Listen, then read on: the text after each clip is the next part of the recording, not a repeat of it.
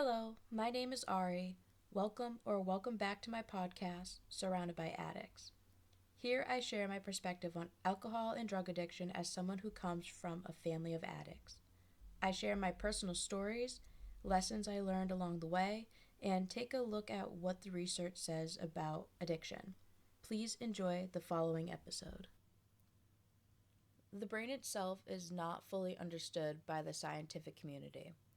It overall functions as the body's control center, as in it controls our emotions, cognition, survival instincts, among other examples.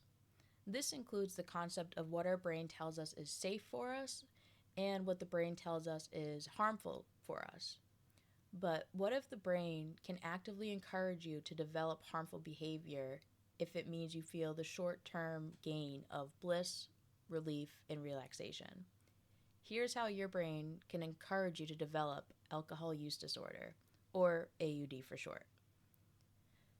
The main parts of the brain that I'm going to be focusing on in this episode include the limbic system, nucleus accumbens, and the basal ganglia. To avoid confusion, the nucleus accumbens is a part of the basal ganglia, but it plays a very key role, which is why I have it as a distinct difference. But I'll get into that more later. So, a brief overview of the limbic system is that it's also known as the emotional nervous system. It produces natural instincts such as your hunger, thirst, fight or flight, and also the urge to reproduce, etc., etc. Its main function is to process and manage behaviors, emotions, memory, motivation, and also the autonomic nervous system, which basically is just things you don't have to worry about managing, such as your blood pressure or your heartbeat. Some examples of how the limbic system affects you is, let's say you wake up after going to bed in a bad mood and you wake up in a better mood. It's your limbic system making you feel more rested and you just overall feel better because you don't have that same tired feeling. Or when you're in a really high stress situation, such as like working a tough job or have an assignment due for college and you're getting anxious about the due date, you might start to feel upset or nervous because of that high stress situation. And that is because of the limbic system. There are four main structures in this system, and they are the hypothalamus, the amygdala, the thalamus, and the hippocampus. The limbic system is located in the middle of your brain and is about the size of a closed fist. To move on to the nucleus accumbens, this actually isn't fully determined on what the function is. Scientists know that it plays a role in the reward system part of the brain. They know that it modulates motivationally driven behaviors, addiction, feelings, and the process of aversive events. It is the quote-unquote messenger between the limbic system and the rest of the basal ganglia. The nucleus accumbens is part of a large group of subcortical nuclei collectively called the basal ganglia. It is a central structure between the amygdala, prefrontal cortex, and the basal ganglia. And lastly, the basal ganglia. The basal ganglia controls the body's voluntary movement. It also controls decision making, and it also determines how you learn and feel to different situations or the current situations that you are in. It includes multiple structures that are at the center of the brain, and just to name a few, there's the putamen, ventral pallidum, and globus pallidus. Just to, like I said, name a few examples. Hopefully I pronounced them semi-correctly. And the structures in the basal ganglia connect similar to a circuit board in a PC. Lastly, before we start getting into more of the topic for this episode, there is a term called hyperkatifia, and it means hypersensitive, negative emotional state consisting of symptoms such as dysphoria, malice, irritability, pain, and sleep disturbances. So hyperkatifia is that quote that I just stated, and it encompasses all of those different types of emotional symptoms. Now that we have the vocab words out of the way, we're going to talk about something called the reinforcement loop, which is basically your brain motivating behaviors that bring pleasure and reward, and also behaviors that reduce stress physically and emotionally. Now, how does this loop pertain to drinking? Well, there's four steps, you could say, in this reinforcement loop. You have the action of actually drinking, you have the AUD developing, you have withdrawal, and then you have the cycle continues. So, step one, when you drink. Most people, when they drink alcohol, there is a sense of relief from adverse states, and then there's also the reward of liquid courage. You feel a little bit more relaxed, calm, even more like life of the party. You could feel a little bit more energetic, more social, etc., etc. Things that most people experience when they drink. Now, in the context of actually developing alcohol use disorder, because not everybody that drinks has a problem with alcohol. That's also, pretty common knowledge. I feel like, it's possible for people to just drink for social or even drink semi often but not really get addicted to it. So in the context of you do get addicted to it, the next step is AUD developing, which is also interchangeable with withdrawal depending on how much you drink. But for the sake of this explanation, step two is the AUD developing, the alcohol use disorder developing. If your drinking becomes a consistent habit, a tolerance is most likely going to develop, and with a higher tolerance means you're going to have to drink more and more to feel the same effects that you felt before this tolerance, was a thing. So let's say you need one shot of a form of alcohol to feel buzzed. Well, if you have a tolerance, you might need two shots to feel buzzed, and then you might need three, four, etc., etc. So you have to drink more and more to feel a sense of relief. And depending on the type of person you are, this could be the start of your AUD developing. Step three is the withdrawal. This is where hyperkatifia sets in. As a reminder, hyperkatifia is the hypersensitive negative emotional state consisting of symptoms such as dysphoria, malice, irritability, pain, and sleep disturbances. So, during the withdrawal phase, this is when hyperkatifia sets in, and you basically start to feel like you can't live without alcohol or you can't function properly without it. And step four is the cycle continues. You drink more often and in higher amounts of alcohol to prevent experiencing hyperkatifia, while also getting that little reward boost of feeling more calm. Whatever alcohol could bring you, you feel that. And you also get to avoid hyperkatifia, which is not a fun state to be in. And this is all in the context of developing alcohol use disorder. Now for a little bit more of an in-depth look into this reinforcement loop.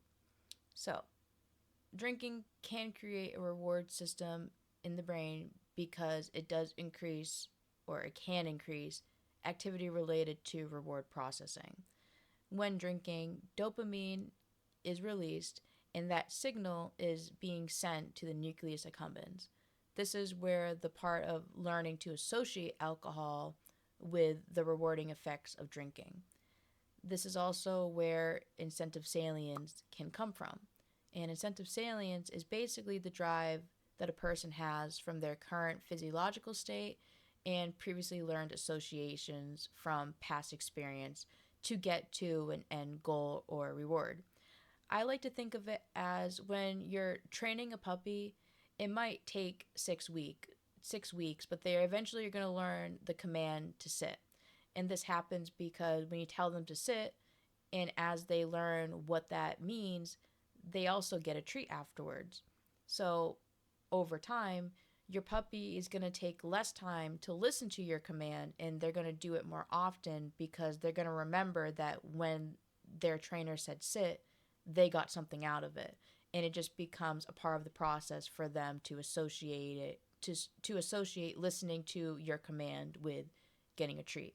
Not trying to compare how humans are to animals, but incentive salience kind of has a similar structure to training a dog to listen to a particular command, and why the drive and why the need for them to get a treat after that command is done is necessary, because it's a learned experience to get a reward. This next part is a little bit less confirmed, but I thought it would still be kind of important to bring up. But it's possible for the nucleus accumbens to activate the opioid receptors in your brain that can contribute to the pleasure with alcohol consumption in some people. So, as mentioned, it's not as concrete, not as solid, but just another thing to bring up just how alcohol can affect the brain. Next phase is your habit formation. So, if drinking becomes a normal part of your routine, a pattern in your life, your brain actually shifts how it controls your drinking habit. It goes from a conscious control using your prefrontal cortex to habit formation through your basal ganglia. Like previously stated, incentive salience could develop once the nucleus accumbens accepts those repeated dopamine signals. Essentially, your brain circuitry is actively being altered because of this habit response, making it more likely a person will persist in their drinking habit, and or it'll make it harder for them to stop in their drinking habit. Phase 3 is alcohol at first reduces but promptly promotes afterwards negative emotional states and pain. So, again, already stated, but just to reiterate, alcohol can temporarily dish out liquid courage and happiness. A very general, broad statement does not apply to everybody, but just for the sake of argument, temporarily dishes out liquid courage and happiness. If this tolerance, if this becomes a habit and a tolerance starts to form, well, your tolerance is going to only increase the more and more you drink, which means you're going to need to drink more to achieve this state. This state is actually caused by a reduction of brain activity in the extended amygdala, which is a part of the limbic system, and the extended amygdala particularly manages the instinct of fight or flight and associating cues with danger. The neurons that engage with the extended amygdala are responsible for releasing the stress related neurotransmitter that communicates with other parts of the brain that execute a stress response. So, alcohol prevents these signals from being sent temporarily. And your brain, in a way, is actually in debt to these stress responses. So, it's reducing your brain activity in your extended amygdala, which is why you feel a lot more calm, a lot more relaxed because your brain activity is actually being reduced. So, like said, your brain is somewhat in debt to these stress responses. Now, this is where withdrawal comes into play, and this is phase 4. When drinking stops, the amygdala circuits actually become hyperactive after being suppressed for however much time you were drinking for. Now you're kind of repaying that debt you owe with an overflow of stress responses, aka now hyperkatifia could settle in, and it's just overall described as a complete state of misery. You could also call this phase the hangover phase, whatever you want to refer to it as. This is the state that people, not all, but some people will continue to drink to alleviate these symptoms or completely avoid them, which is known as self medication, when you are consistently drinking to avoid hyperkatifia and just the effects of withdrawal in general. And this withdrawal phase, probably, unsurprisingly, I should say, the withdrawal phase plays a major role in relapse for people with AUD. And this is because alcohol has effects on the neurocircuits relating to the reward/relief responses. The cues being relayed from alcohol consumption are now positive because your brain wants to avoid the hyperkatifia mindset. So now your brain has motivated values, or you could call it incentive salience, to keep on drinking. Your brain can prompt you to desire alcohol due to current outside stimuli or even the thought of certain triggers. The prefrontal cortex and the basal ganglia use the neurotransmitter glutamate, which plays a role in managing mood, learning, and memory, plus a lot more.